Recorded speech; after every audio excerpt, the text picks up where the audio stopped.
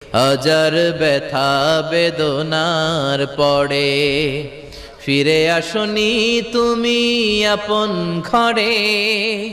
দিনের আলো তুমি ছড়িয়ে দিতে চলে গেলে মদিনায় মক্কা ছেড়ে।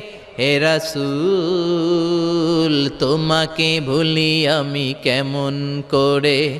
হে রাসূল তোমাকে ভুলি আমি কেমন করে। হে রাসূল তোমাকে ভুলি আমি কেমন করে।